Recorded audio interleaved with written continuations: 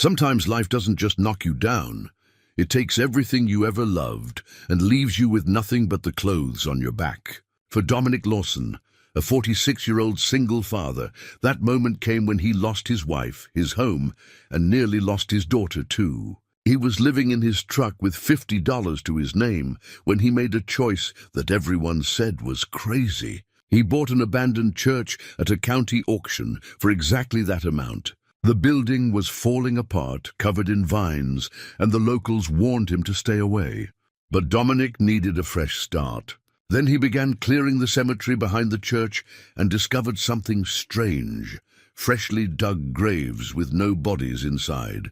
What was hidden beneath that old church, and why? Before we jump back in, tell us where you're tuning in from. And if this story touches you, make sure you're subscribed, because tomorrow I've saved something extra special for you. Dominic Lawson hadn't always been the kind of man who slept in his truck and counted pennies for gas money. There was a time, not so long ago really, when he'd been the kind of father who coached Little League on weekends, the kind of husband who brought flowers home on Fridays, the kind of man who believed that if you worked hard and loved harder, everything would turn out fine. That was before Cora died. It happened on a Tuesday morning in April 2 years back. She'd been making breakfast, humming along to the radio like she always did when the aneurysm hit. By the time Dominic got her to the hospital, she was already gone. The doctor said it was quick, that she didn't suffer. They said it like that was supposed to be a comfort, like the speed of it somehow made the loss less devastating. It didn't. Cora had been his center, the calm eye in whatever storm life threw at them. Without her, Dominic simply fell apart. He stopped showing up to his job as a construction foreman, stopped returning phone calls, stopped doing much of anything except sitting in their bedroom, holding her pillow, breathing in the fading scent of her lavender shampoo. Their daughter Jocelyn tried to hold things together.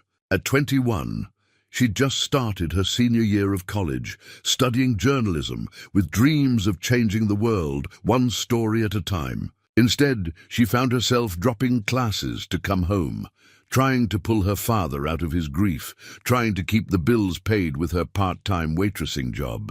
But grief is expensive, and so is living. The mortgage payments fell behind. The collection calls started. Jocelyn begged him to snap out of it, to fight, to be the father she needed.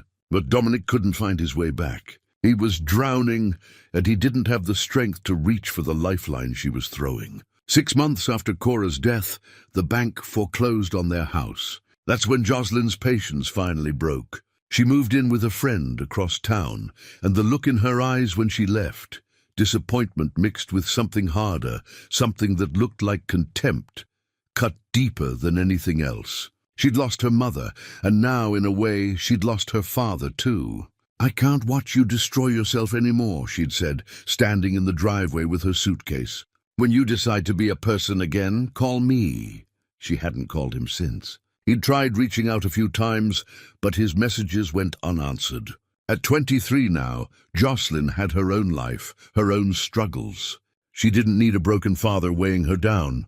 So Dominic did what broken men do. He drifted. He took odd jobs when he could find them, slept in his truck when he couldn't afford a motel, and tried not to think too hard about how far he'd fallen. His savings dwindled to almost nothing. His last paycheck from a week-long roofing job left him with exactly $50 after he'd paid for gas and a few meals. That's when he saw the notice at a rest stop bulletin board.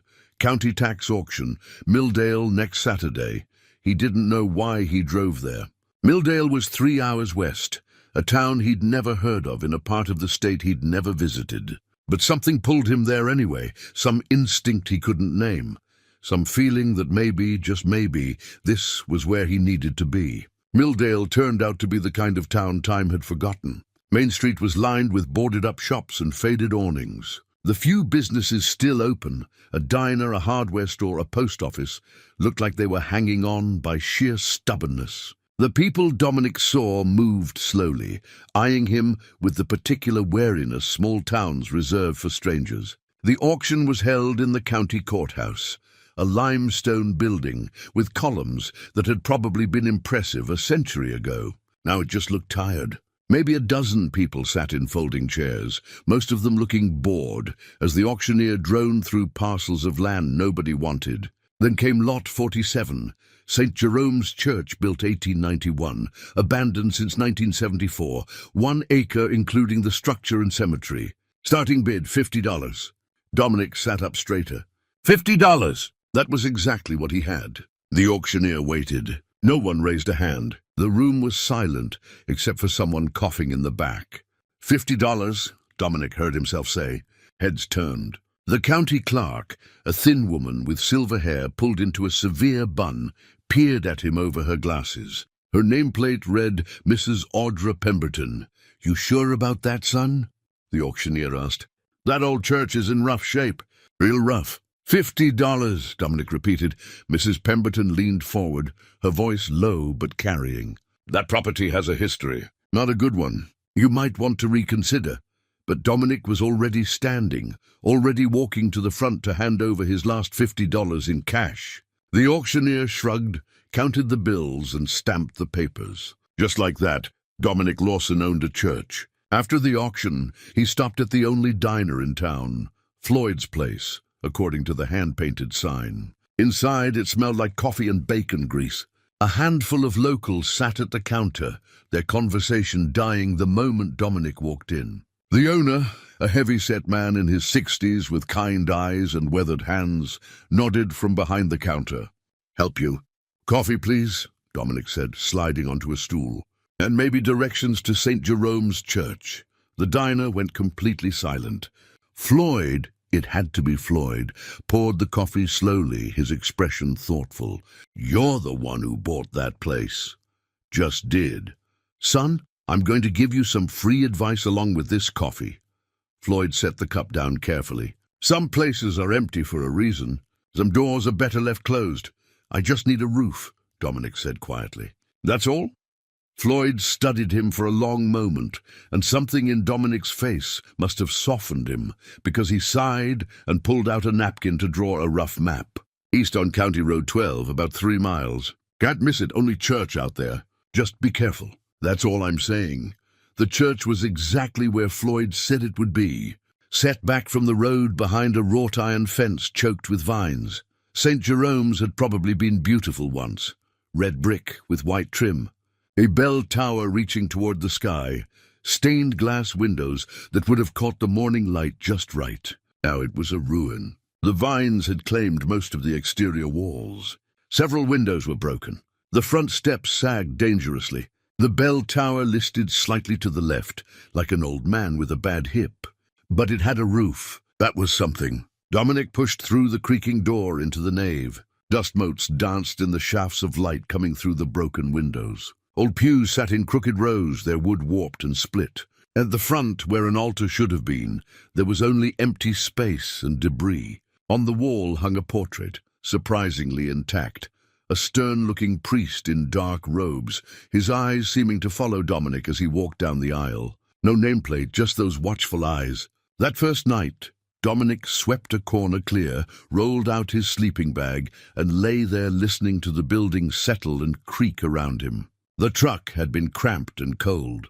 This was cold too and drafty, but it was a roof, his roof. Before he fell asleep, he pulled out a pen and paper and wrote a letter he wasn't sure he'd ever send. "Dear Jocelyn, I know you don't want to hear from me. I know I let you down. But I bought a church today, yes, a whole church, and I'm going to fix it up.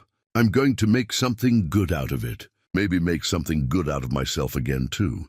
I'm sorry for everything. I love you, Dad." He folded the letter, tucked it into his pocket, and closed his eyes. Outside, the wind picked up, rattling the loose shutters and whispering through the broken windows. Somewhere in the darkness beyond the church, Dominic could have sworn he heard footsteps on gravel. But he was too tired to investigate, too tired to do anything but sleep.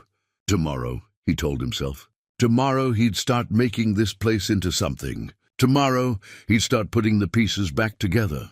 He had no idea what was waiting for him in the cemetery behind the church, or what secrets lay buried beneath his feet. Morning came cold and grey. Dominic woke to the sound of crows arguing in the trees outside, and his back protesting every movement. He'd slept on harder surfaces in the past months, but not by much. Still, as he sat up and looked around the dusty nave, he felt something he hadn't felt in a long time. A sense of purpose, however small. He spent the first few hours doing basic cleanup, sweeping debris from the floor, boarding up the worst of the broken windows with scraps of plywood he found in what must have once been a storage room. Testing the old hand pump out back, surprised and grateful when it coughed up rusty water that eventually ran clear. By noon, he'd worked up enough courage to explore the cemetery. It sprawled behind the church, maybe half an acre of weathered headstones and overgrown grass that reached past his knees. A rusted iron fence marked the perimeter, its gate hanging crooked on broken hinges. Dominic counted 23 headstones as he waded through the brambles and weeds, their inscriptions worn smooth by time and weather. The dates ranged from the 1890s to the 1960s. Most were simple markers, names, dates, nothing more. A few had brief epitaphs: beloved mother, rest in peace, gone but not forgotten. The irony of that last one struck him. They'd all been forgotten, really, left to time and weather and the slow creep of nature reclaiming what had once been tended ground. Dominic decided the cemetery would be his first real project. He'd clear it, restore what dignity he could to this abandoned place. It felt right somehow, honoring these forgotten dead. Maybe it was his way of honoring Cora, too, of making up for the months he'd spent too broken to even visit her grave. He found a rusted shovel leaning against one of the larger monuments, its wooden handle surprisingly solid despite the years. Carved into the handle were the initials FM. He used it to start hacking away at the worst of the undergrowth. That's when he found the first one. A rectangular patch of earth, about 6 feet long and 3 feet wide, where the grass grew differently. Newer, greener. The soil looked disturbed, settled, but not settled enough. Like something had been dug up recently, then filled back in. Dominic's pulse quickened. He moved through the cemetery more carefully now, looking for other signs. He found 5 more identical patches scattered among the old graves. 6 in total, all the same size, all showing recent disturbance. His hands were shaking as he pushed the shovel into the first patch. The soil gave easily, too easily. He dug carefully, expecting to hit a casket, remains, something. But there was nothing. Just empty earth going down maybe 4 feet before hitting the harder, undisturbed clay beneath. He checked another patch, then another, all empty. 6 grave-shaped holes that had been dug, then filled back in, but never used. Why would someone dig graves and leave them empty? Dominic's mind raced through possibilities. Cemetery maintenance? But why dig and refill? Preparation for future burials? But this place had been abandoned for decades. Who would be preparing graves here now? He needed answers. The county office would have records, burial permits, something that might explain this. The drive back to town took 20 minutes, giving Dominic time to talk himself through what he'd found. Maybe there was a simple explanation. Maybe he was jumping to conclusions. But the tight knot in his stomach suggested otherwise. Mrs. Pemberton looked up from her desk as he entered the county office, her expression cooling the moment she recognized him. "Mr. Lawson, what can I do for you?" "I found some disturbed earth in the cemetery," Dominic said carefully. "Recent digging. I was wondering if there are any records of burials at St. Jerome's in the past few months." Her lips pressed into a thin line. "That church has been decommissioned since 1974. No burials have been authorized there in over 50 years. But someone's been digging, perhaps vandals, perhaps animals. Old cemeteries attract all sorts of disturbances." Her tone suggested the conversation was over. "If you're concerned, file a report with Sheriff Tate." She turned back to her paperwork, dismissing him. But Dominic had seen something flicker in her eyes, not confusion or concern, but something closer to alarm. She knew something. That night, back at the church, Dominic couldn't sleep. Every creak of the old building set his nerves on edge. Around midnight, he heard something that definitely wasn't the wind. Footsteps on gravel, slow and deliberate, circling the church. He moved to a window, careful to stay in shadow. In the moonlight, he could make out a figure moving through the cemetery, stopping at each of the disturbed patches. The figure crouched down, seemed to examine the ground, then moved to the next spot. Dominic's heart hammered. He should go out there, confront whoever it was. But something held him back, maybe caution, maybe fear. Instead, he watched until the figure finished its circuit and disappeared into the trees beyond the cemetery fence. He didn't sleep after that. Morning brought another discovery. Fresh footprints in the mud near the cemetery gate, bootprints size 10 or 11 with a distinctive worn heel. And in the church itself, muddy tracks leading from the door to the center of the nave. Someone had been inside while he slept. Dominic followed the tracks. They led to a spot in the floor he'd swept clean the day before. Now looking closer, he noticed something he'd missed, a slight gap between floorboards, forming a rectangle about 3 feet square. He knelt down, running his fingers along the edges. One of the boards was loose. He pried it up carefully, and beneath it, set into the stone foundation, was an iron ring. His breath caught. The ring was attached to something, a door, a hatch, something hidden beneath the church floor. He worked at the other boards, pulling them up one by one, revealing a wooden trapdoor, sealed with layers of old paint and rust. Dominic sat back on his heels, staring at his discovery. Every instinct told him this was what someone didn't want him to find. The empty graves, the nighttime visitor, Mrs. Pemberton's evasiveness, it all connected to whatever was beneath this door. He pulled out his phone, barely any signal out here but enough, and called the only number he'd promised himself he wouldn't call unless it was important. Jocelyn answered on the 4th ring. "Dad!" Just hearing her voice cracked something open in his chest. "Hey, sweetheart, I know you don't want to hear from me, but are you okay?" The concern in her voice gave him hope. "I'm fine.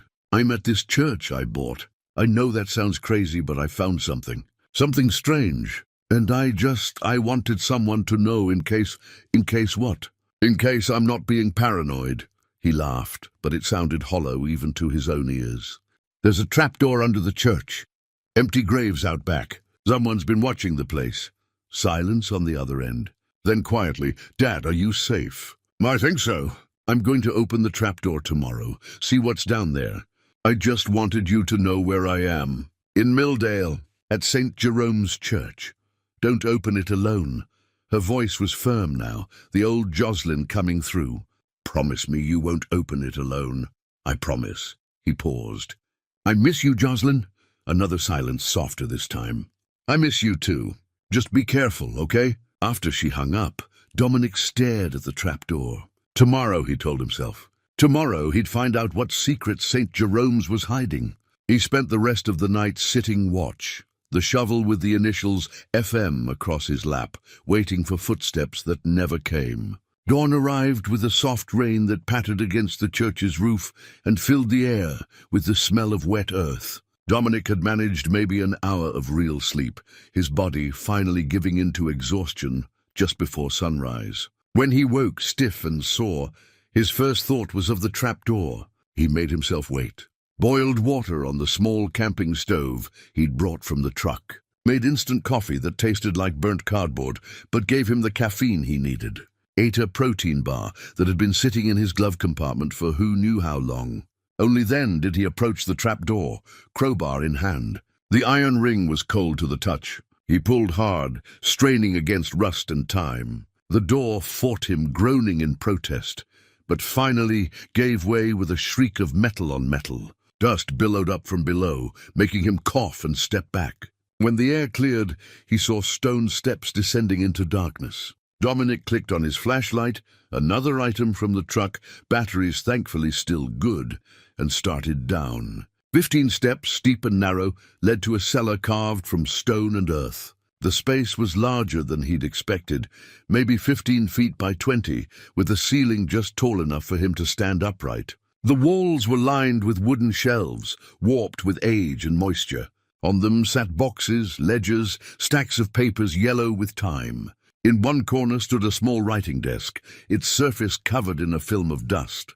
An inkwell sat beside a cup holding dried-up quill pens. This had been someone's workspace, someone's hiding place. Dominic moved slowly through the space, his flashlight beam cutting through the darkness. The boxes contained church records, baptisms, marriages, funerals, all meticulously documented in fading ink. He found ledgers recording donations, expenses, the mundane business of running a church that stretched back to the 1890s. At the desk, he found something different, a leather-bound journal, its cover cracked and worn. He opened it carefully, afraid the brittle pages might crumble in his hands. The handwriting inside was precise, almost compulsive in its neatness. The first entry was dated January 3rd, 1957. This journal I begin not for my own remembrance, but as testimony. Should anyone find these words, know that I, Father Matthias Grayson, priest of St. Jerome's Church, carry a burden that weighs heavier with each passing day. There are truths in this town that must be preserved, even if they can never be spoken. Dominic's hands trembled slightly as he turned the pages. Entry after entry detailed Father Matthias's daily life. Services conducted, parishioners counseled, repairs needed on the church. Ordinary things. But woven through it all was a thread of growing unease. March 1957. I have been researching the church archives, particularly the records from 1918. The numbers do not match. The official county records, the church ledger, they tell different stories. I must investigate further. June 1957. I spoke with Mrs. Adelaide Winters today. She is 93 and remembers the sickness that swept through Milldale. She calls it the time of silence. When I pressed her, she wept and begged me to leave the past alone. September 1957. I have found discrepancies that cannot be explained by simple bookkeeping errors. The church records from October and November 1918 are incomplete, pages torn out or burned. Why would Father Cornelius, my predecessor, destroy records? What was he hiding? Dominic read faster now, drawn into Father Matthias's growing obsession. January 1958. The Spanish flu of 1918 killed 47 people in Milldale, according to county records. But the church ledger before the missing pages listed 52 souls under quarantine care. Where are the other 5? Where did they go? The entries grew darker, more troubled. Father Matthias had clearly stumbled onto something that haunted him. May 1958. I confronted Mayor Garrett about the discrepancies. He became hostile, warned me that some questions were dangerous to ask. He said, "The dead are buried. Let them rest. But what if they're not buried? What if that's the whole problem?" Dominic's throat felt tight. He set down the journal and searched through the boxes more carefully. In one, he found a brittle newspaper clipping from November 1918, the Milldale Gazette. The headline read, "Influenza claims 47 lives. Town mourns its dead." The article described the devastating 3-week period when the Spanish flu had torn through the small community. It praised Father Cornelius Ashford for his tireless work caring for the sick, organizing quarantine measures and performing last rites. A true shepherd to his flock, the article said. But something about the tone felt wrong, too clean, too neat, like a story that had been carefully edited. Dominic returned to the journal, skipping ahead to the final entries. August 1959, I can no longer serve this church in good conscience. The truth is buried here, literally and figuratively, and I lack the courage to excavate it. God forgive me, but I am a coward.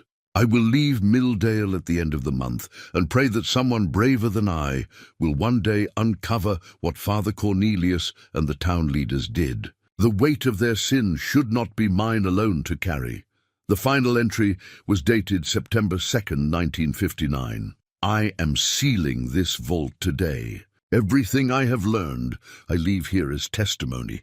They buried the truth with the dead, but truth has a way of rising. To whoever finds this, look beneath. Always look beneath. The journal ended there. No more entries. Dominic checked the church records and found that Father Matthias had indeed left. St. Jerome's in September 1959. The church had limped along with visiting priests for another 15 years before being abandoned entirely. Dominic climbed back up to the nave, his mind reeling. 52 people in quarantine, 47 official deaths, 5 missing from the record. And Father Matthias's cryptic warning, look beneath. He needed more information. Needed to see the actual county death records from 1918, not just newspaper articles. But Mrs. Pemberton had already made it clear she wouldn't help him. He sat in one of the old pews, the journal in his hands, and tried to think.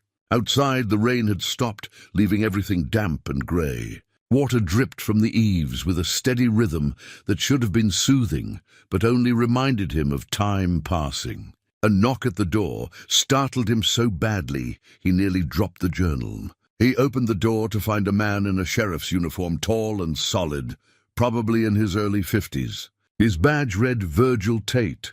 "Mr. Lawson, I'm Sheriff Tate. Mind if I come in?" Dominic stepped aside, suddenly very aware of the open trapdoor in the middle of the floor. Virgil's eyes went to it immediately.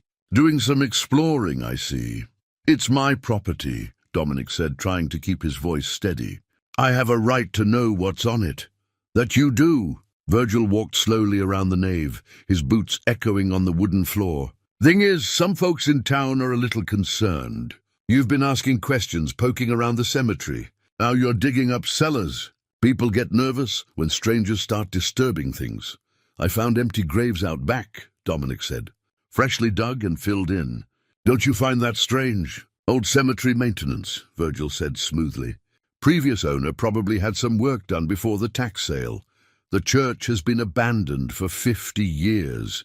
Then vandals, kids messing around. Happens all the time." Virgil turned to face him fully. "My point is, Mr. Lawson, you're new here.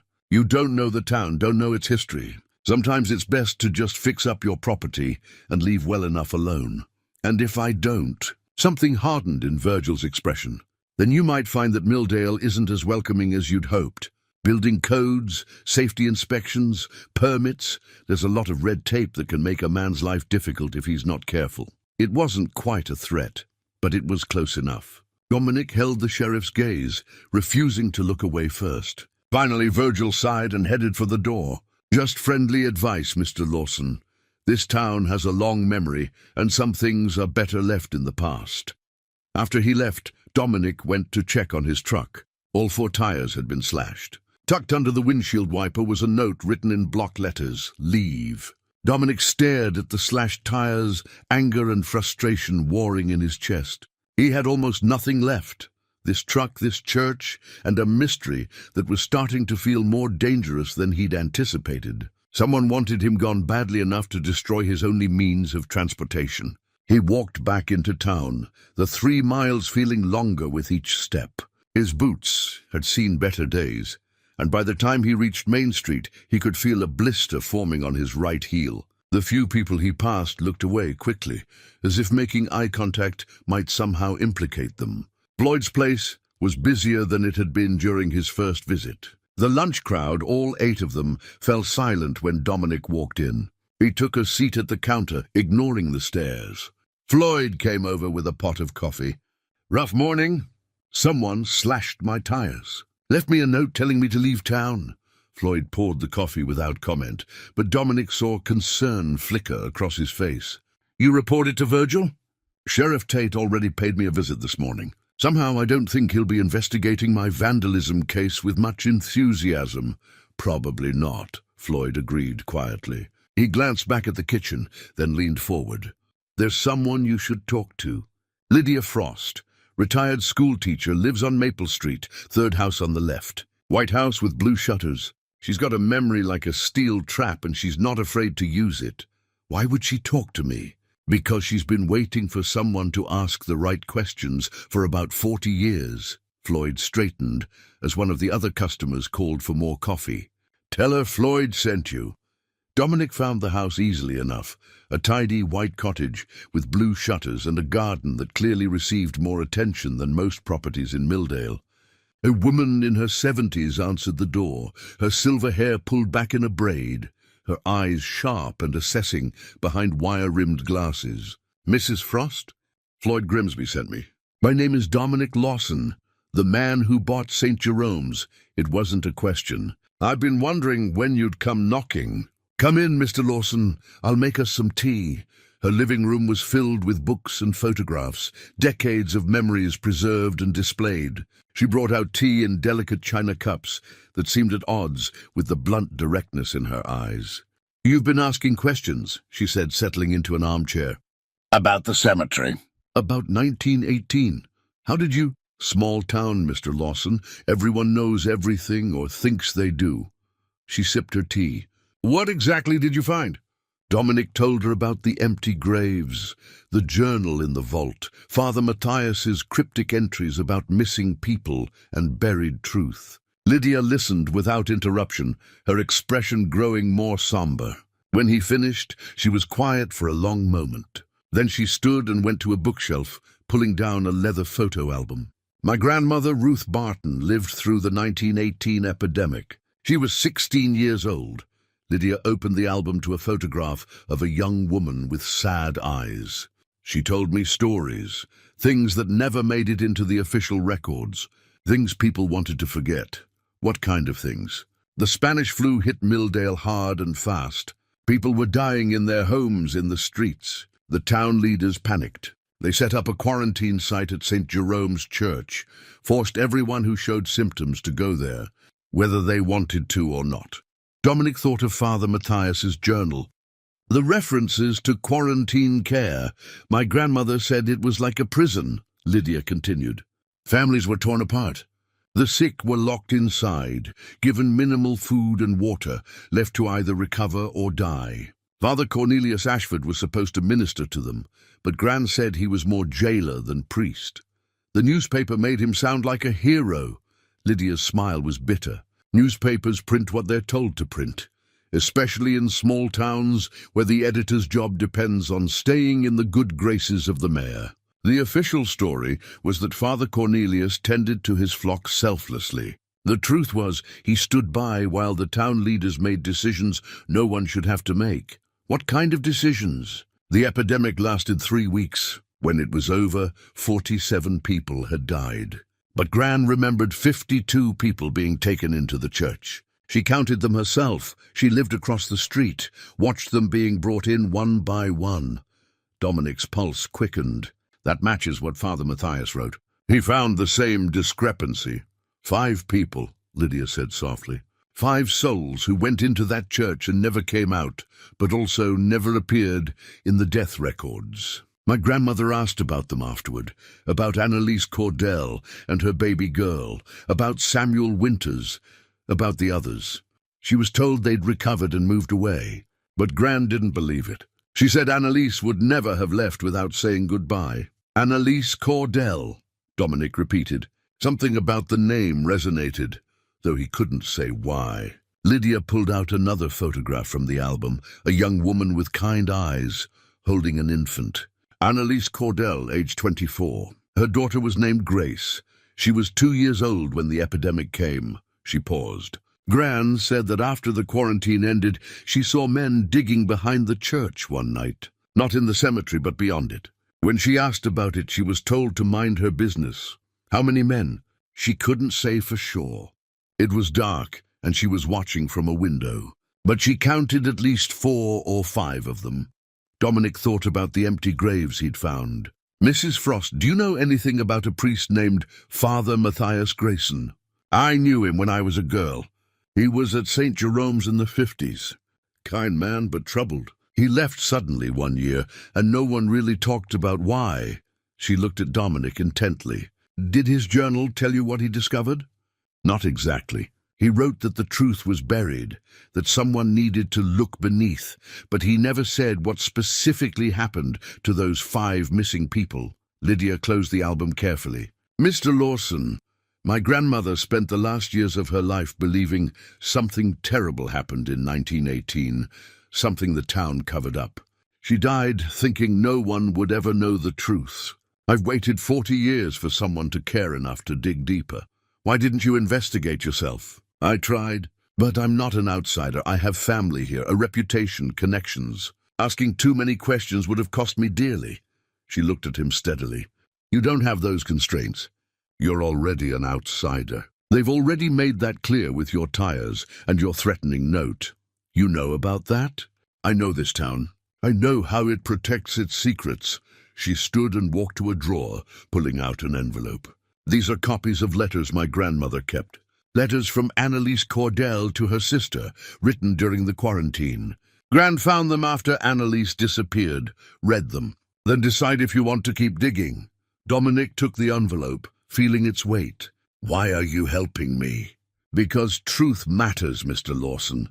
Because those 5 people deserve to be remembered. And because, she hesitated, because I think my grandmother was right. I think something unspeakable happened here. And the people responsible built this entire town's identity on top of that lie. Back at the church, as evening shadows lengthened, Dominic sat in the vault and read Annalise's letters by flashlight. Her handwriting was delicate, shaky in places, the words of a frightened young mother watching her daughter grow sicker by the day. The final letter was dated October 30th, 1918. Dearest Margaret, if you receive this, know that I tried. Grace is burning with fever. We have no medicine, no doctor. Father Cornelius says we must trust in God's plan, but I see no plan in this suffering. They have locked the doors from the outside. We cannot leave, cannot even bury our dead properly. The smell is unbearable. People are dying in the pews where they once prayed. I fear we will all die here, forgotten and alone. If I do not survive, please remember Grace. Remember she was loved. Remember she was here. Your sister, Annalise. Dominic's hands shook as he set down the letter. Annalise and Grace, real people with real lives, reduced to a discrepancy in an old ledger. His phone buzzed, a text from Jocelyn. Are you okay? You scared me yesterday, he typed back. I'm okay. Found some things. Important things. Can I call you? Her response came immediately. Yes. He climbed out of the vault and stepped outside where the signal was better. She answered on the first ring. Dad, I'm here, sweetheart. And I think I know why someone wants me gone from this place. Dominic told Jocelyn everything. The journal, Lydia's stories, Annalise's letters. He heard her breathing change on the other end of the line, the way it always did when she was processing something troubling. Dad, this sounds like it could be dangerous. 5 missing people, a town covering something up for over a century. I know how it sounds. Do you? Her voice sharpened with worry. Someone already slashed your tires. What's next? I have to see this through, Joss. These people, Annalise and her baby, they deserve better than being erased from history. Silence stretched between them. Then quietly, you sound like yourself again. Like the dad I remember. The words hit him harder than he expected. I'm trying to be. I could come out there, she said. Help you look through records, take notes. I still remember some of my journalism training. Jocelyn, I can't ask you to... You're not asking. I'm offering. Her voice was firm. Besides, I took a few days off work. And I'd like to see this church you bought for $50. After they hung up, Dominic felt something unfamiliar. Hope. Not just for solving the mystery, but for the possibility that he and his daughter might actually find their way back to each other.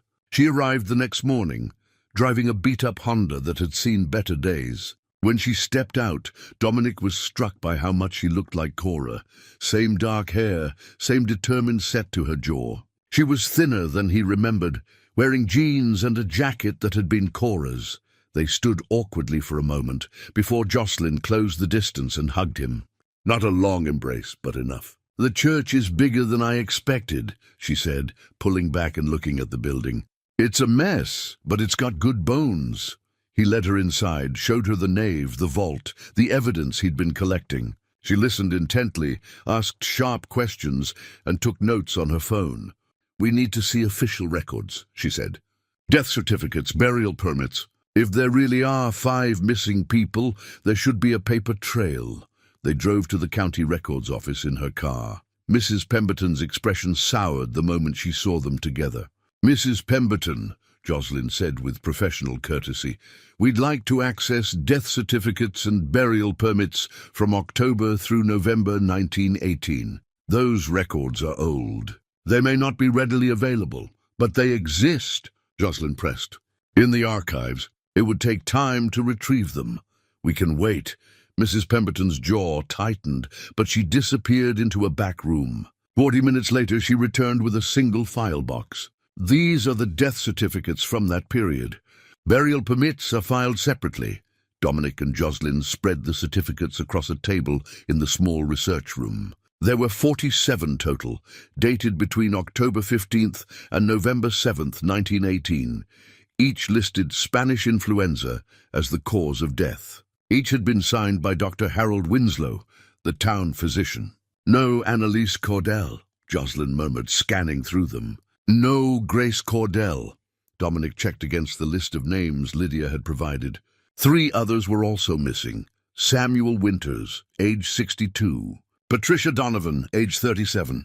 Bernard Keane, age 49. 5 people unaccounted for, Jocelyn said, photographing each certificate with her phone.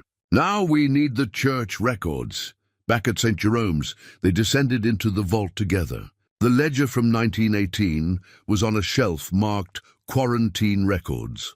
Dominic opened it carefully while Jocelyn held the flashlight. The entries were methodical, dated October 14th through November 2nd. Each page listed names, ages, dates of admission to the quarantine. Dominic counted them aloud. 47, 48, 49. His finger stopped on the 50th name. Annalise Cordell, age 24. Admitted October 16th.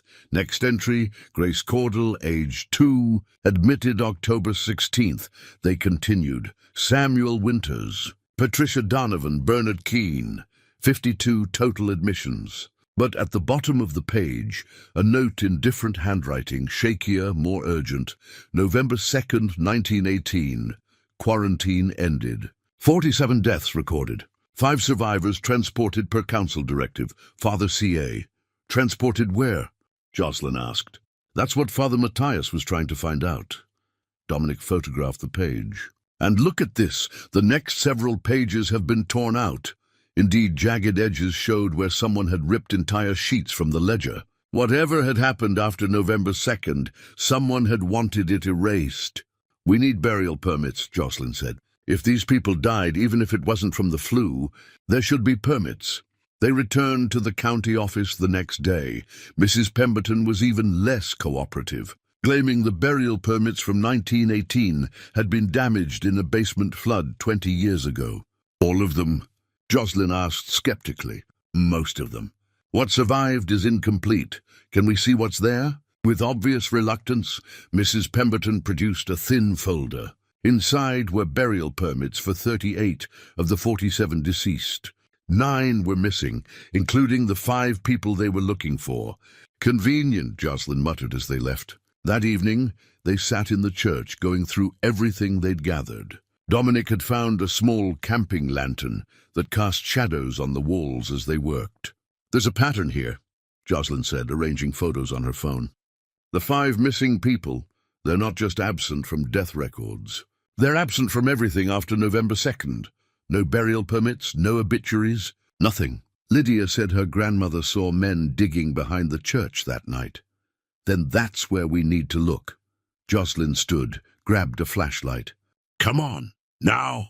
It's almost dark. Better than broad daylight where everyone can see what we're doing. They went to the cemetery, moving past the marked graves to the area beyond the fence. The ground here was rougher, overgrown with scrub brush and young trees. Jocelyn swept her flashlight back and forth while Dominic followed. Here, she said, stopping. Look at this. A depression in the earth, roughly rectangular, mostly filled in but still visible. About 6 feet long. Then another a few yards away, and another. 5 depressions total, arranged in an irregular line. These aren't the empty graves I found in the cemetery, Dominic said quietly. These are older. Decades old. Jocelyn crouched down, touching the ground. If bodies were buried here in 1918, and this area was never officially part of the cemetery, they'd be unmarked, forgotten. They stood in silence, the weight of it settling over them. 5 people, murdered or left to die, buried in secret ground, and erased from history. We need proof, Jocelyn said finally. We need something concrete before we can accuse anyone of anything. Back in the vault, Dominic searched more carefully through the boxes. He found old financial records, correspondence, years of accumulated church business. Then in a box marked Personal Effects, Father C.A., he found a small leather pouch. Inside was a key, tarnished brass, about 3 inches long. A paper tag attached to it read, Mine Gate, Eastern Ridge. What mine? Jocelyn asked. Dominic thought back to his conversations in town. Floyd had mentioned old mining operations, abandoned when the ore ran out in the 1890s. There were tunnels all through the hills around Milldale. He dug deeper in the box and found a letter, folded and sealed with wax that had long since cracked. The envelope was addressed simply, "To whom it may find." With trembling hands, Dominic broke the seal and pulled out the letter. The handwriting was elegant, but showed signs of stress, pressed too hard in places, trailing off in others. November 5th, 1918, he read aloud. "To whoever finds this testimony, may God grant you the courage I lacked. I am Father Cornelius Ashford, priest of St. Jerome's Church, and I am a coward." Jocelyn moved closer, reading over his shoulder. "The influenza took 47 of my parishioners. I prayed with them, gave them last rites, watched them suffer and die. When it was over, 5 remained, weak, sick but alive. The town council met in emergency session. Mayor Garrett argued that letting these 5 people back into the community risked reigniting the epidemic. He said we had to take measures to ensure the town's survival." Dominic's voice caught. He cleared his throat and continued. "I objected, I argued. But I was outvoted, and I was threatened. They said if I spoke against them, my sister and her children would suffer for it. So I stayed silent while they took those 5 people, good people, people I had sworn to protect, and sealed them in the old mine shaft on Eastern Ridge. I heard them calling out. I heard them for 3 days before the voices stopped."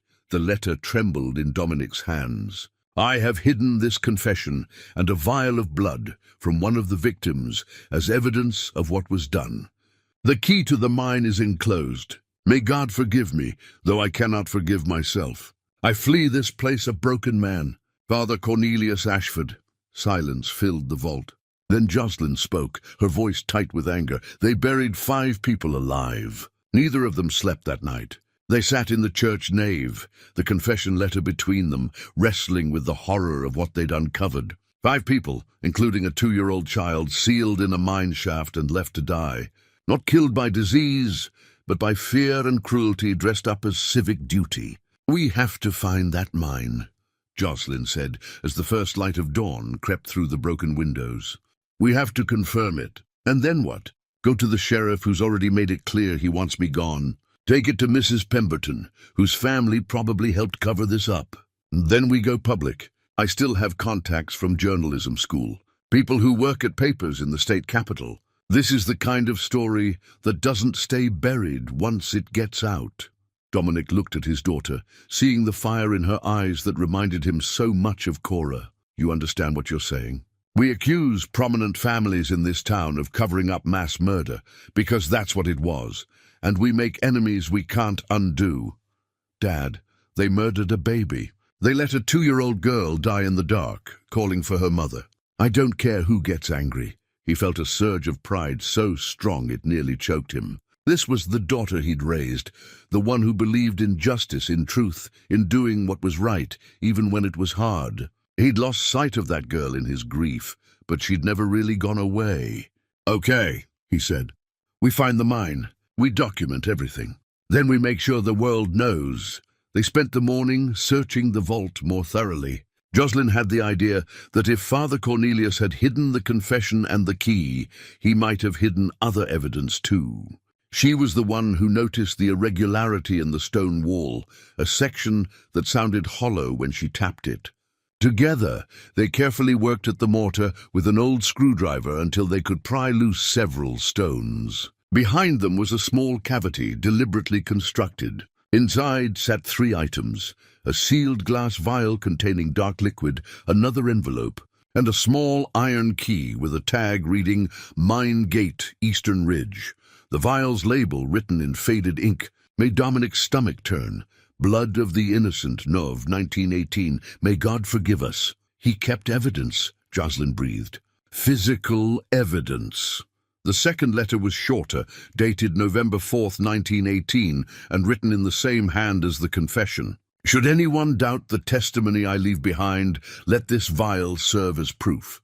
This blood was drawn from Annalise Cordell before she was taken to the mine." I took it under the pretense of checking for fever, but in truth, I hoped to have evidence of her existence, her humanity.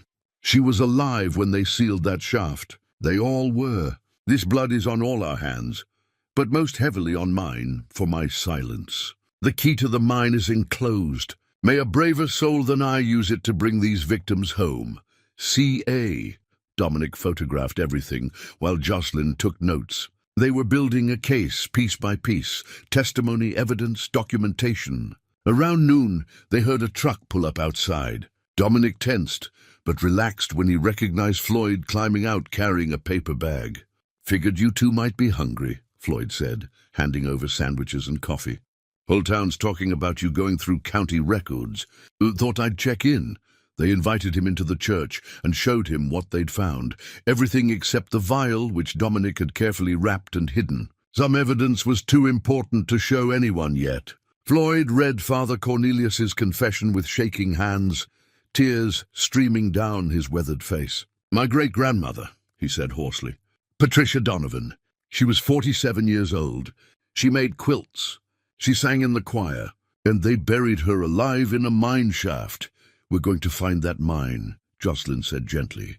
"We're going to bring them home." Floyd wiped his eyes. "I'll help you. I know these hills. I've hunted them since I was a boy. Eastern Ridge has 3 old mine entrances that I know of. We can check them all. Floyd, if you help us, people in this town will turn on you too. Let them. I've lived with this weight my whole life, knowing something was wrong, knowing the story didn't add up, but being too scared to push. I'm done being scared." They agreed to search the next day. Floyd would bring supplies, rope, better flashlights, tools for breaking through any barriers they might find. Dominic would have preferred to go immediately, but Floyd was right that they needed to be prepared. That evening, while Jocelyn was outside getting better phone signal to call her contacts in journalism, Dominic heard a vehicle approach. This time it was Sheriff Virgil Tate's cruiser. Virgil stepped out slowly, his expression harder than it had been before. "Mr. Lawson, we need to talk." "About what?" "About you stirring up trouble. About you breaking into sealed county archives." "We didn't break into anything.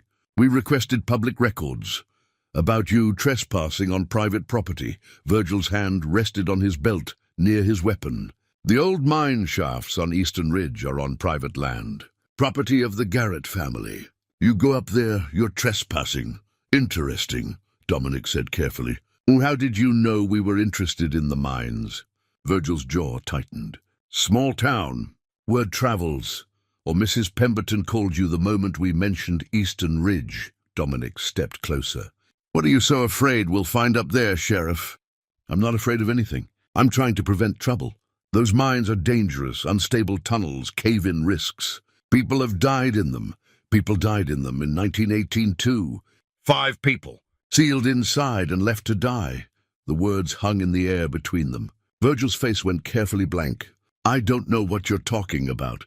"Yes, you do. Your great-grandfather was on the town council that made the decision. That's why you're here, not to protect me from danger, but to protect your family's reputation. You're making serious accusations without proof. We have proof. Father Cornelius's confession. Church records showing 5 people who entered quarantine and never officially came out. County records that mysteriously have no death certificates or burial permits for those 5 people. Virgil took a step back, his face flushed. "Even if what you're saying is true, and I'm not saying it is, you're talking about events from over a century ago. Everyone involved is long dead. What good does it do to drag their names through the mud now?" "What good?" Jocelyn's voice came from behind him. She'd returned without either of them noticing.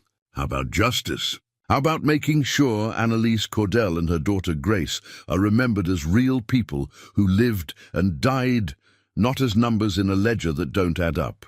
Miss, you don't understand what you're messing with. This town has important families, people with resources and influence. Are you threatening us, Sheriff?" Jocelyn had her phone out recording. "Because that sounds a lot like a threat." Virgil's face darkened. "I'm warning you. For your own good. There are people in this town who won't take kindly to you destroying reputations based on ancient history. Then those people have something to hide," Dominic said quietly. and we're going to find out what. After Virgil left, tires spitting gravel, Jocelyn showed Dominic her phone. Got all of that recorded. If anything happens to us, nothing's going to happen, Dominic said, hoping he sounded more confident than he felt. But that night, lying in his sleeping bag in the church, he heard them again. Footsteps in the cemetery, voices low and urgent. He looked out to see multiple figures moving through the darkness with flashlights, examining the ground where he and Jocelyn had found the depressions. They were checking the secret graves, making sure nothing had been disturbed. Dominic watched until they left, his heart pounding. Tomorrow they would go to the mine. Tomorrow they would find the truth that had been buried for 107 years. And tomorrow, he suspected, would be when things got truly dangerous. The morning came too quickly. Dominic had barely slept, hyper-aware of every sound, every shadow. When Jocelyn emerged from the small room she'd claimed as her own, what had once been the priest's office, she looked just as tired. "I kept thinking about Grace," she said quietly over instant coffee. 2 years old. The same age as... She stopped. Dominic knew what she'd been about to say. The same age as the daughter Jocelyn and Cora had talked about having someday, back when the future seemed full of possibilities instead of losses. Floyd arrived at 8 with supplies packed in his truck. Rope, industrial flashlights, a first aid kit, bottles of water, and a crowbar. "The mine entrance I'm thinking of is about 5 miles east, up a logging road. It's the only one with an iron gate. The others collapsed decades ago." They drove in Floyd's truck, Dominic in the passenger seat, Jocelyn in the back taking notes and photographs of everything. The logging road was barely a road at all anymore.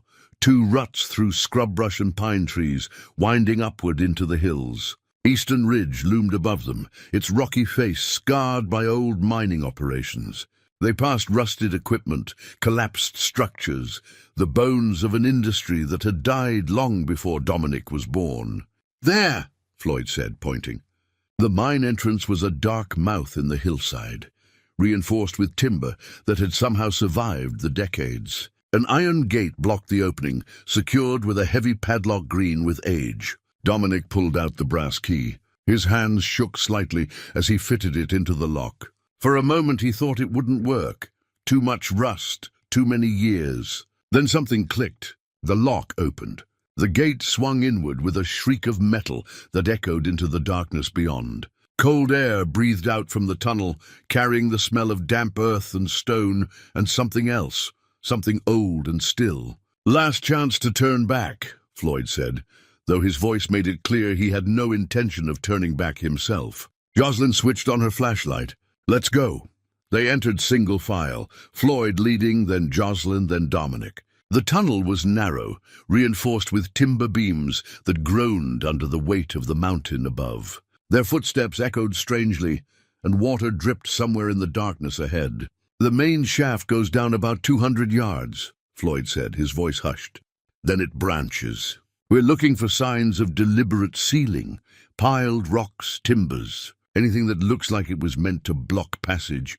They walked in silence, the only sounds their breathing and the scuff of boots on stone. The temperature dropped the deeper they went, and Dominic's breath came out in visible puffs. After what felt like an eternity but was probably 10 minutes, Floyd stopped. There, his flashlight illuminated a wall of stones and broken timber that completely blocked the tunnel. Unlike the natural rock around it, this was clearly man-made, rocks piled deliberately, gaps filled with smaller stones and dirt. "This wasn't a cave-in," Jocelyn said, running her hand along the barrier. "This was built." They began removing stones, working carefully. The rocks had settled over the decades, packed tight by time and the weight pressing down. Dominic's back ached, his hands scraped and bleeding, but he kept working. Behind this wall was the truth. Behind this wall was Annalise. After an hour, they'd created an opening large enough to crawl through. Floyd went first, his flashlight beam disappearing into the space beyond. "Oh, God," they heard him say. Dominic and Jocelyn scrambled through after him and froze. The chamber beyond was maybe 20 feet across, with a ceiling barely high enough to stand. And scattered across the stone floor were the remains, skeletal, some still wearing scraps of clothing, their bones arranged in positions that told stories of final moments. Someone huddled against the wall, someone curled in a fetal position, someone with their arms wrapped around something smaller. Jocelyn made a sound, half sob, half gasp, and turned away, her hand over her mouth. Dominic approached the figure with the smaller skeleton slowly, reverently. A woman's skeleton, judging by the size and the remnants of a dress that had somehow survived. In her arms, or what had been her arms, the tiny bones of a child. Around the woman's neck, barely visible beneath the bones of her ribs, was a tarnished locket. With trembling hands, Dominic picked it up, brushing away dirt. The locket opened at his touch. Inside were 2 photographs, preserved by the sealed locket from the worst of time's decay.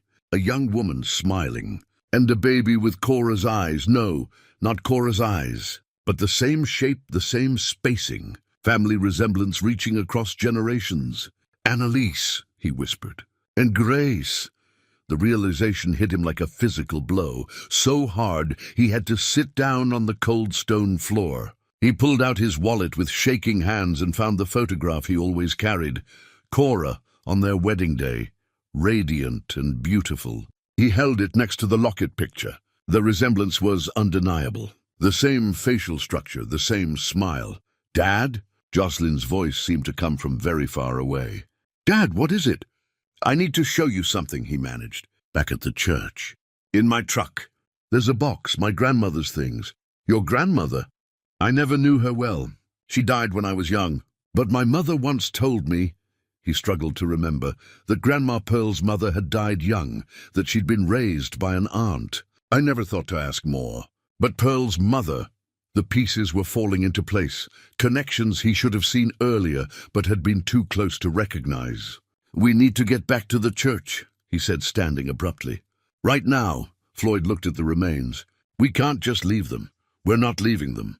We're going to get authorities, proper forensic teams, people who can document everything correctly." Dominic was already backing toward the opening they'd made. "But first I need to check something. Something important. They took photographs, dozens of them, from every angle. Documented the positions of the remains, the state of the clothing, every detail they could capture. Jocelyn was thorough, her journalism training taking over even as tears streamed down her face. The drive back to town took half the time the drive out had, Dominic urging Floyd to go faster. At the church, he went straight to his truck and pulled out a storage box he'd retrieved weeks ago. A box he'd been meaning to go through but hadn't had the heart to face. His grandmother's things, old photographs, letters, a family Bible. He found what he was looking for buried near the bottom, a photograph of himself as a small boy, maybe 7 years old, standing in front of St. Jerome's Church. Next to him stood an elderly woman with kind eyes. Written on the back, in faded ink, "Dominic and Grandma Pearl, St. Jerome's, summer 1986. He opened the Bible to the family tree recorded on the inside cover. His hands shook so badly Jocelyn had to help him hold it steady. "Pearl Cordell Lawson," Jocelyn read aloud. "Born 1923, daughter of Margaret Cordell and—" She stopped, her eyes going wide. "Margaret Cordell, sister of Annalise Cordell." The silence in the church was absolute. "Annalise's sister Margaret survived," Dominic said, his voice breaking. "She had a daughter, Pearl. Pearl was my grandmother." "Which means Annalise was your great-great-aunt," Jocelyn finished. "And Grace was your great-great-aunt too. Dad, this is your family. This whole time, you've been investigating your own family's murder." Dominic sat down heavily on a pew. The church he'd been drawn to, the mystery he'd been compelled to solve, it had never been random. Some part of him, some deep instinct had led him here, had brought him home to the family he'd never known he'd lost. "They were erased," he said quietly. "Annalise and Grace, they were erased from history. No one remembered them. No one mourned them. They died alone in the dark, and the world forgot they ever existed." Jocelyn knelt beside him, taking his hand. "But we remember them now. We know the truth, and we're going to make sure everyone else knows it too." Floyd, who'd been silent throughout this revelation, cleared his throat. You're not just an outsider asking questions anymore, Dominic. Your family demanding justice. That changes things. How? It means you have every right to see this through. It means when the people in this town try to shut you down, you can look them in the eye and say, they murdered my family. Floyd's expression was fierce. It means you're not going anywhere until this is finished. The revelation changed everything. What had been a stranger's quest for truth became deeply, painfully personal. Dominic spent that evening going through every document, every photograph, piecing together the family history that had been fractured by silence and shame. Margaret Cordell, Annalise's younger sister, had been 17 when the epidemic hit. She'd escaped quarantine because she'd been visiting relatives in another county when the outbreak began. By the time she returned, her sister and niece were gone, officially relocated according to town records, though Margaret had never believed it. The letters Lydia had given him took on new meaning now. They weren't just historical documents. They were messages from his great-great-aunt, written in the final days of her life, personal, family. "We need a strategy," Jocelyn said, pulling him back to the present. She had her laptop open, notes spread across the desk. "We have evidence, but we need to present it in a way that can't be ignored or dismissed. What are you thinking? We document everything first. High-resolution photos of the mine, the remains, every piece of evidence from the vault. We scan all the documents. Then we contact multiple outlets simultaneously. Newspapers, TV stations, online journalists. Make it impossible to suppress," Floyd nodded. "And we need to reach out to other families. I'm not the only descendant of the victims in this area. There's a woman over in Polk County, Linda Weathers.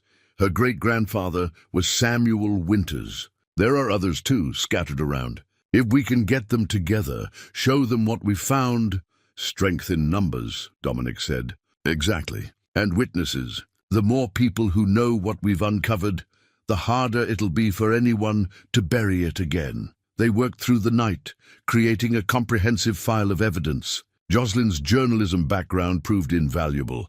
She knew how to organize information, how to build a narrative that was both factual and compelling. By morning, they had a plan. Floyd would reach out to other descendants. Jocelyn would contact journalists she trusted. And Dominic would prepare a formal statement for the authorities. Not Sheriff Tate, but the state police and the Attorney General's office. "Once we make this public, there's no taking it back," Jocelyn warned. "Are you ready for what comes next?" Dominic looked at the photograph of Annalise and Grace, at the locket he now wore around his own neck. "I've been ready since the moment I found those empty graves. I just didn't know how ready until now." They drove to the nearest city 3 hours away, where Jocelyn had arranged to meet Oscar Fry, an investigative journalist she'd interned with during college. Oscar was in his 50s, with the tired eyes of someone who'd seen too much corruption and not enough justice. He listened to their story in a coffee shop, examining each piece of evidence they showed him on Jocelyn's laptop. The photographs from the mine made him set down his cup, his expression hardening. He stopped, searching for words. "This is one of the most significant cover-ups I've encountered in 30 years of journalism. Mass murder, falsified records, a conspiracy that's lasted over a century. Will you publish it?" Dominic asked. "I'll do better than publish it. I'll make sure every major outlet in the state picks it up. I'll contact the Attorney General personally. I covered his campaign. He trusts me. This won't stay buried, Mr. Lawson. I promise you that." While Oscar made calls, they drove to the state police headquarters. The detective who met with them, a woman named Sandra Preston, listened with increasing concern as they laid out their evidence. "We'll need to secure that mine site immediately," she said, already reaching for her phone. "And we'll need forensic anthropologists, a full investigation team. Mr. Lawson, this is going to become a major criminal investigation. Even though the perpetrators are long dead, I understand. You may need to testify, provide documentation, possibly face hostile questioning from people who don't want this truth exposed. I'm prepared for that." Detective Preston studied him for a moment, then nodded. "Good, because what you've uncovered, this matters. These victims deserve justice, even if it's 100 years late. By evening, the first news stories started appearing online. Oscar had worked fast, and other journalists hungry for the story had picked it up. The headlines were stark. Mass murder cover-up in Milldale, 1918. Epidemic victims found in sealed mine. Century-old secret exposed. Town leaders buried 5 people alive. Dominic's phone rang. It was Lydia Frost. "I just saw the news," she said, her voice thick with emotion. "My grandmother would have been so grateful." "Thank you, Mr. Lawson. Thank you for having the courage she always wished someone would have." More calls came in. Floyd reported that he'd reached 4 other descendant families, all shocked and eager to know more. Linda Weathers, Samuel Winter's great-granddaughter, was driving up from Polk County the next day. But not all the reactions were positive. Sheriff Tate left a voicemail, his voice tight with barely controlled anger. "What you've done, stirring up all this trouble, these accusations, you'll regret this, Lawson. This town will make you regret this." Mrs. Pemberton's message was colder. "You've destroyed good people's reputations based on ancient history. I hope you can live with yourself." And there were others, anonymous calls, some threatening, some simply angry. People who saw what Dominic had done not as justice, but as betrayal, as an outsider tearing down their community's carefully constructed history. That night, they returned to Milldale to find a crowd gathered outside St. Jerome's Church. Maybe 30 people, some holding signs. "Leave our history alone. Outsider, go home. The past is the past." But there were others, too. Floyd stood near the church steps with 6 people. Descendants of the victims, supporters who believed in the truth. They'd formed a protective line, a buffer between the hostile crowd and the church. Dominic got out of the car slowly, Jocelyn beside him. The angry voices grew louder. Then a woman pushed through the crowd, elderly, leaning on a cane, but with fire in her eyes. She walked right up to Dominic. "I'm Linda Weathers," she said loudly enough for everyone to hear. "Samuel Winters was my great-grandfather. For 80 years, my family was told he died of the flu and was buried somewhere unknown. Now I know the truth. He was murdered, sealed in a mine and left to die." She turned to face the crowd. "If you're angry about that truth coming out, then you're angry at the wrong person. Be angry at the people who did it. Be angry at the cover-up. Don't be angry at the man who finally gave my family answers." The crowd grew quieter. Some people left, uncomfortable with the confrontation. Others stayed, but looked less certain. Virgil Tate pulled up in his cruiser, got out slowly. For a moment, Dominic thought he was going to arrest someone. Instead, the sheriff just looked tired. "State police are taking over the investigation," Virgil said quietly. "I've been asked to cooperate fully." He paused. "My great-grandfather made a terrible choice. That's on him, not on me. But I'm sorry I tried to protect his memory instead of doing what was right. It wasn't much, but it was something." The state police arrived at dawn, a convoy of vehicles that transformed the quiet hillside into a crime scene. Detective Preston coordinated the operation with quiet efficiency. Forensic teams, evidence technicians, photographers, all moving with purpose into the mine.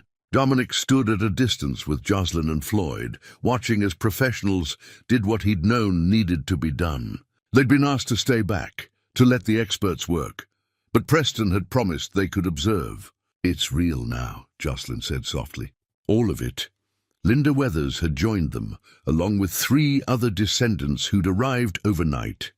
They stood together in silence, a vigil for family members they'd never known but were finally learning to grieve. By midday, the forensic team emerged with their preliminary findings. Preston came to brief them personally. 5 sets of remains, consistent with what you reported. Based on the condition of the clothing and artifacts found with them, we can confirm they're from the early 20th century. We'll do DNA testing to establish identities, but given the documentation you've provided, I don't think there's much doubt. How long will the investigation take? Dominic asked. Weeks, possibly months. We need to exhume and examine everything properly, review all historical records, build a complete picture. She paused. But Mr. Lawson, you should know. What you've uncovered is already having an impact. The Attorney General is considering whether to issue a formal acknowledgement of wrongdoing, possibly some form of posthumous exoneration or memorial. That would mean a lot, Linda said quietly. Back in Milldale, the town was fracturing. Some families, the descendants of the 1918 council members, were defensive, angry, circling wagons. Others, like Floyd and a growing number of long-time residents, were grappling with the truth, trying to understand how their town had been built on such a dark foundation.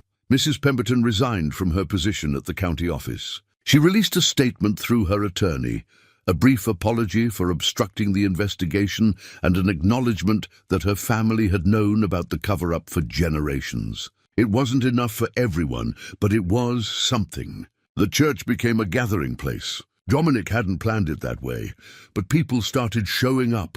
Descendants of victims, historians, journalists, and ordinary citizens who wanted to understand what had happened. Jocelyn suggested they create a temporary memorial. They cleared the nave, set up a table with photographs of the 5 victims that Floyd and the other descendants had managed to gather. Annalise and Grace, Samuel Winters, Patricia Donovan, Bernard Keane, no longer just names on a list, but real people with faces and stories. Dominic placed the locket beside Annalise's photograph. Beside it, he put the letter she'd written to her sister Margaret, the one that had never been sent. People came to stand before the memorial in silence. Some cried, some just looked, bearing witness. One evening, as Dominic was straightening the photographs, a man in his 70s approached. He had the weathered face of someone who'd worked outdoors his whole life. "Mr. Lawson, my name is Burton Reeves. My great-grandfather was on the town council in 1918. Dominic tensed, waiting for anger or accusations. "I just wanted to say," Burton's voice cracked, "I wanted to say I'm sorry for what he did. For what my family helped hide." He looked at the photographs. "That little girl, Grace, she was younger than my own granddaughter. I can't imagine." He couldn't finish. Dominic put a hand on his shoulder. "It's not your burden to carry," Dominic said quietly. "What they did, that's on them. What you do now, how you choose to acknowledge the truth, that's on you." Burton nodded, wiping his eyes. "There's going to be a town council meeting tomorrow night to discuss a memorial, maybe renaming the park after the victims. I'm going to speak in favor of it. And I'm going to make sure people know my great-grandfather was wrong. What they did was murder, no matter how they justified it." After he left, Jocelyn came to stand beside Dominic. "People are changing their minds. Slowly, but it's happening. Not everyone. No, not everyone. But enough. Enough that this town might actually heal instead of just hiding." That night, while Jocelyn slept, Dominic sat in the church alone with his thoughts. He wore the locket now, Annalise's locket, feeling the weight of it against his chest. Family he'd never known he had, reaching across a century of silence to pull him here. He thought about Cora, about how grief had broken him so completely. But somewhere in that breaking, in that descent to rock bottom, sleeping in his truck, he'd been led here, to this church, to this mystery, to this truth that needed finding. Maybe that's what redemption looked like. Not a straight path back to who you were, but a winding road to becoming someone new. Someone who could honor the dead by refusing to let them be forgotten. He pulled out paper and pen, old habits from the letters he'd tried to write to Jocelyn, and began writing. Not to Jocelyn this time, but to Annalise. A letter to a woman dead for over a century, but who felt more present than ever. "Dear Annalise, I'm your sister's great-grandson. I never knew you existed until a few weeks ago, but I feel like I've known you my whole life. I found you. I found Grace. And I promise both of you the world will remember. Your names won't be erased anymore. Your story will be told. You mattered. You lived. You loved your daughter. And that will never be forgotten again." He folded the letter and placed it on the memorial table beside her photograph. Outside, he heard a vehicle approach. For a moment, old wariness returned. Was it another threat, another attempt to stop him? But it was just Detective Preston's unmarked car. She got out, saw the light in the church, and came to the door. "Mr. Lawson, thought you should know. We've completed the preliminary DNA analysis. We used genealogical databases compared against your DNA sample and the other descendants. Dominic's heart rate picked up. And? Confirmed. The woman and child found together, they're Annalise Cordell and Grace Cordell. And based on the DNA match, they're definitely your family. Preston's expression softened. I'm sorry for your loss, even though it happened long before you were born. After she left, Dominic sat in the silence of the church and let himself finally feel it all. Grief for family he'd never known, rage at their murders and something else. Something that felt almost like peace. He'd come here broken, seeking nothing more than a roof over his head. Instead, he'd found purpose. He'd found his daughter again, and he'd found the family history that had shaped his life without him ever knowing it. The town council meeting drew a crowd larger than Milldale had seen in decades. The high school gymnasium, borrowed for the occasion, was packed. Descendants of victims, descendants of perpetrators, journalists, curious onlookers, and state officials observing the proceedings. Dominic sat in the front row with Jocelyn on one side and Linda Weathers on the other. Floyd had saved seats for the other victim families. They formed a united front, quiet but determined. The council president, a younger man named Philip Crane, who'd only been elected the previous year, opened the meeting with visible nervousness. We're here tonight to discuss the recent discoveries at St. Jerome's Church and the Eastern Ridge mine site. The state investigation is ongoing, but we as a community need to decide how we respond, how we acknowledge what happened, and how we move forward. Burton Reeves was the first to speak. Standing at the microphone, he looked every one of his 73 years, but his voice was steady. My great-grandfather, Wesley Reeves, was on the town council in 1918. He participated in the decision to seal 5 people in that mine. For 107 years, my family kept that secret. We were complicit in erasing 5 innocent people from history. He paused, gathering himself. I stand here tonight to say what my great-grandfather should have said then. We were wrong. What they did was murder. And this town needs to acknowledge that truth and honor the victims.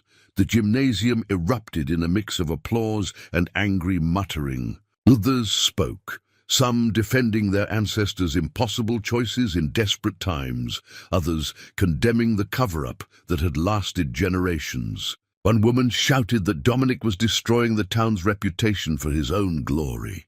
A man countered that the town's reputation deserved to be destroyed if it was built on lies. When Dominic's turn came, he approached the microphone with his heart hammering.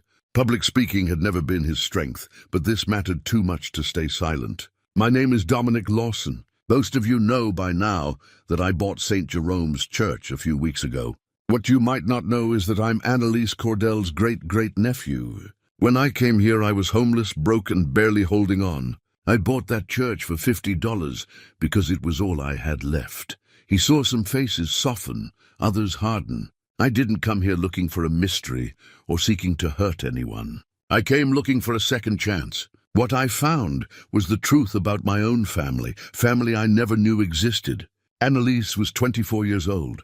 Her daughter Grace was 2. They survived the Spanish flu, and they were murdered for it.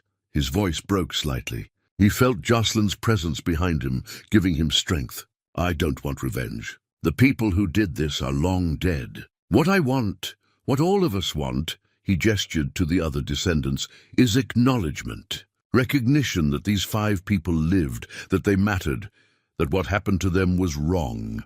We want a memorial. We want their names restored to history. That's all. Linda Weathers spoke next, her voice trembling but fierce. My great-grandfather Samuel Winters was a carpenter. He built half the houses in this town. He survived the flu, and his reward was to die in the dark, sealed in a mine shaft.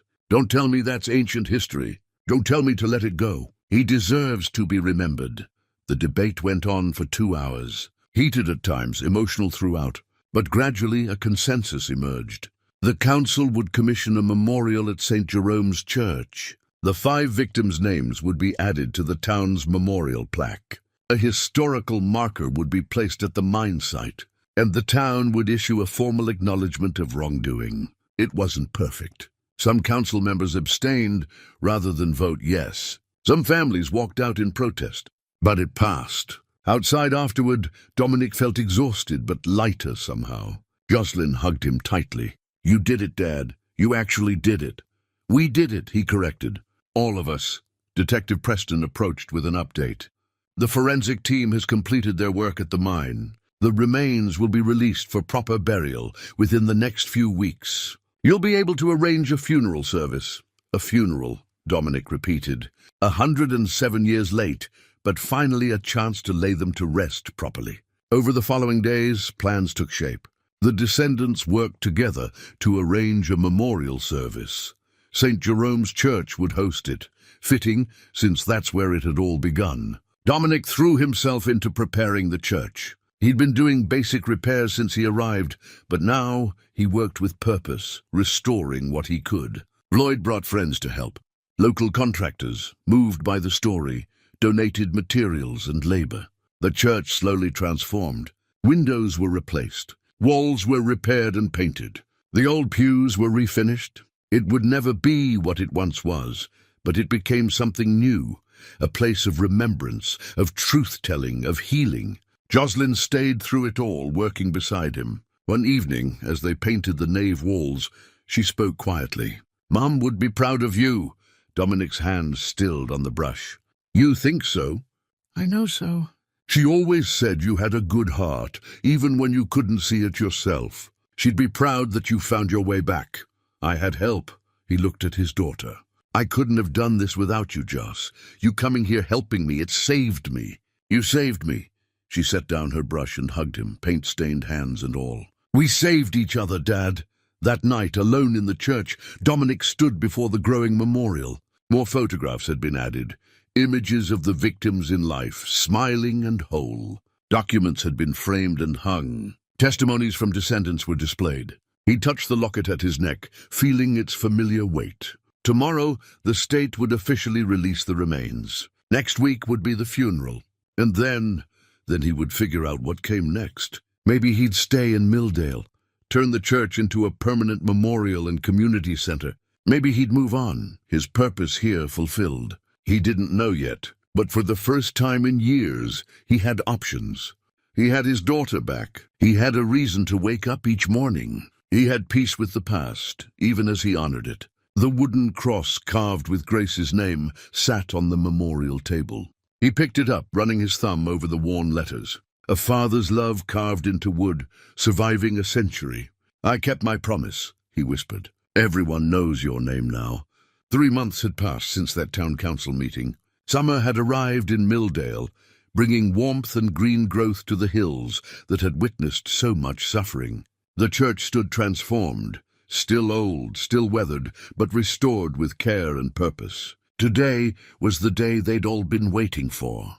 The cemetery behind St. Jerome's had been cleared and tended, the old headstones cleaned, the grass cut, and now 5 new graves had been dug in a place of honor at the center, proper graves this time, with dignity and care.